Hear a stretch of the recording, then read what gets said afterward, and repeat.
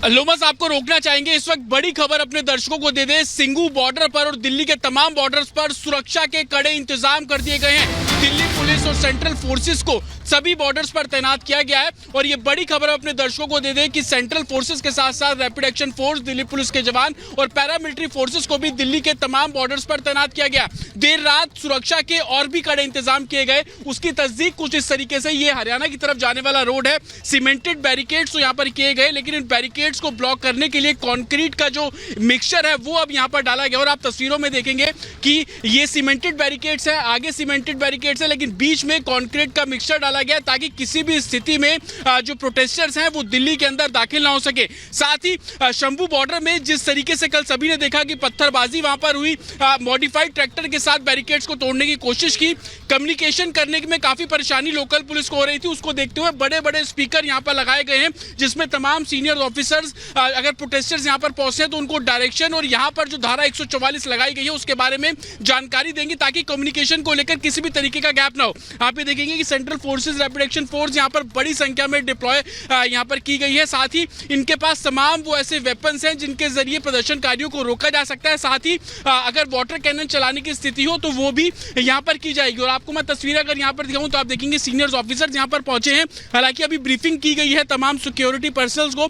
साफ तौर पर यह बोला गया है कि किसी भी तरीके का बल का प्रयोग उनको नहीं करना। अगर प्रदर्शनकारी यहाँ पर पहुंचेंगे तो उनसे रिक्वेस्ट की जाएगी कि आप दिल्ली में ना आए, लॉ एंड ऑर्डर का पालन करें।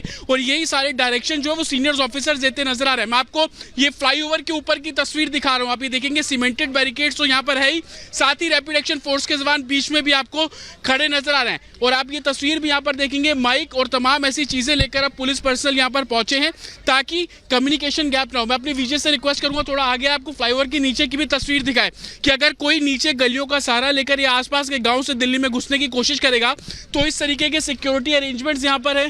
पैरामिलिट्री फोर्सेस के जवान आपको नजर आ जाएंगे। उसके पीछे आप पीले रंग के जो बैरिकेड्स देख रहे हैं उसमें कटीली तारें लगाई गई हैं। उसके पीछे आप जो बंकर्स देख रहे हैं, जो कंटेनर्स यहाँ पर रखे गए हैं उनके अंदर मिट्टी फिल की गई है। साथ ही जो तमाम चैन से उन बंकर्स को बांधने की कोशिश भी की जा रही है। जो सफ़ेद कलर का जो आप टेंट देख रहे हैं वहाँ पर तमाम जो सीनियर्स ऑफिसर्स बैठे हुए हैं और हर एक मूवमेंट की एक तरीके से देख रेख वहाँ से की जा रही है। पूरा CCTV कंट्रोल रूम यहाँ पर बनाया गया है। और यही इसी तरीके की तैयारी दिल्ली के अलग अलग बॉर्डर्स पर है। हमारी सहयोगी प्रियंका गाजीपुर बॉर्डर पर है। प्रियंका, गाजीपुर बॉर्डर में किस तरीके के इंतजाम किए गए? बिल्कुल, देखिए अपने दर्शकों को हम जमीनी हकीकत से रूबरू करा देते हैं। ये गाजीपुर बॉर्डर है और यहाँ पर एक एक करके हम दिखाते हैं क्या व्यवस्था है। ये ट्रक आप देख रहे हैं, इस तरह के कई सारे ट्रक मंगाए गए हैं जिसके ऊपर रेत भरा हुआ है ताकि अगर किसान इस तरफ आए तो फिर रेत नीचे जमीन पर डालकर उनके रास्ते को ब्लॉक किया जा सके। थोड़ा तस्वीरें इरफान दिखाइए, इस रेत पूरा भरा हुआ है। इसके अलावा यहाँ पर देखिए हम CRPF और दिल्ली पुलिस की बात करें तो लगभग 2 से 2,500 की संख्या है जो उनकी तैनाती यहाँ पर है, नजर बनाए हुए हैं। इसके अलावा CCTV कैमरे हर खंबे पर, यहाँ पर देखिए हर खंबे पर एक नहीं दो नहीं बल्कि कई सारे CCTV कैमरे लगाए गए हैं, स्पीकर्स लगाए गए हैं। इसके अलावा लाठियां पुलिस के हाथ में है। यहाँ पर आप देखिए लाठियां हैं, लाठियों के साथ उनकी तैनाती है। और वज्र वाहनों की जो संख्या है वो भी यहाँ पर अच्छी खासी देखने को मिल रही है। जरा सी भी चूक ना हो उसका ध्यान रखा जा रहा है। ऐसे देखिए कंक्रीट के जो ये बैरिकेड्स हैं ये बनाए गए हैं ताकि जैसे ही कोई यहाँ पर आगे बढ़ने की कोशिश करे पूरे रास्ते को ब्लॉक किया जा सके। अगर हम ट्रैफिक की बात करें तो लोगों को समस्या तो बिल्कुल हो रही है क्योंकि वाहनों की रफ्तार एकदम थम सी गई है। दूर तक आप देखेंगे सिर्फ गाड़ियों की लंबी कतार दिखेगी, लेकिन जहां पर इस वक्त हम हैं यहाँ पर रफ्तार थोड़ी कम है, यहाँ पर आवाजाही थोड़ी कम है, लेकिन पुलिस कर्मियों की संख्या लगातार बढ़ती जा रही है। और ऐसे में देखिए ये खबर भी है कि गाजीपुर बॉर्डर की तरफ जो है आज दोपहर 2 बजे के तकरीबन किसान कुछ आ सकते हैं, ऐसे सूत्रों के हवाले से खबर मिल रही है। लेकिन बिल्कुल प्रियंका, हम आपके पास लौट रहे हैं, लेकिन आपको बता दें कि प्रदर्शनकारी हरियाणा बॉर्डर पर प्रदर्शनकारियों और पुलिस के बीच जमकर झड़प हुई है। किस तरीके के हालात बने हुए हैं वो हम लगातार आपको दिखा रहे हैं। पुलिस टीम पर प्रदर्शनकारियों ने पथराव किया। अब आप सोचिए तो प्रदर्शन था, उसके बावजूद आखिरकार पुलिस पर पथराव क्यों? वाटर कैनन, आंसू गैस के गोलों का इस्तेमाल पुलिस को करना पड़ा अपने बचाव के लिए, आत्मरक्षा के लिए। बैरिकेडिंग तोड़ने की जो कोशिशें की गई थी उसको भी नाकाम कर दिया गया क्योंकि इस बार सख्ती बहुत ज्यादा है और इसीलिए लगातार पुलिस का पहरा भी है। हरियाणा पुलिस ने पंजाब बॉर्डर को सील कर दिया। वो तमाम बॉर्डर्स जो जहां से किसानों की एंट्री हो सकती है, जो दिल्ली की तरफ कूच कर सकते हैं, उन सभी बॉर्डर्स को सील कर दिया गया। हरियाणा पुलिस ने पंजाब बॉर्डर को सील किया है ताकि उस बॉर्डर से हरियाणा में दाखिल होने के बाद दिल्ली की तरफ वो आगे ना बढ़ सके। इससे पहले ही हरियाणा बॉर्डर को सील कर दिया गया है। पंजाब से आ रहे प्रदर्शनकारियों को रोका जा रहा है क्योंकि पंजाब से ही आंदोलन की आग एक बार फिर से उठी है। जो प्रदर्शनकारी पंजाब से आगे बढ़ रहे हैं लेकिन हरियाणा बॉर्डर पर ही उनको रोक दिया गया। इसके अलावा दिल्ली के जो तमाम जो बॉर्डर्स है उनको सील कर दिया गया है। पुलिस का सख्त पहरा है, पैरामिलिट्री फोर्स भी लगाई गई है, रैपिड एक्शन फोर्स भी मौके पर मौजूद है और ये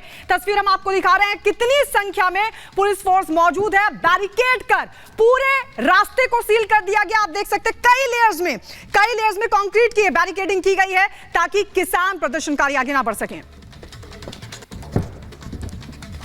तो देखिए, पंजाब हरियाणा के किसानों का ये देखिए अब जंग शुरू हो चुका है। ऐलानी जंग का ऐलान कर दिया है और एक एक कर अब सड़कों पर ये किसान आ चुके हैं। एक तरफ पुलिस है जो किसानों को दिल्ली जाने से हर हाल में रोकना चाहती है, तो दूसरी तरफ किसान है जो हर हाल में दिल्ली कूच करना चाहते हैं। और अब हालात ये है कि शंभू बॉर्डर जंग का मैदान बन गया है और यहाँ किसानों और पुलिस कर्मियों के बीच झड़पें हो रही हैं। हालात को रोकने के लिए पुलिस को आंसू गैस और वाटर कैनन का इस्तेमाल तक करना पड़ रहा है ताकि प्रदर्शनकारियों को रोका जा सके। देखिए रिपोर्ट।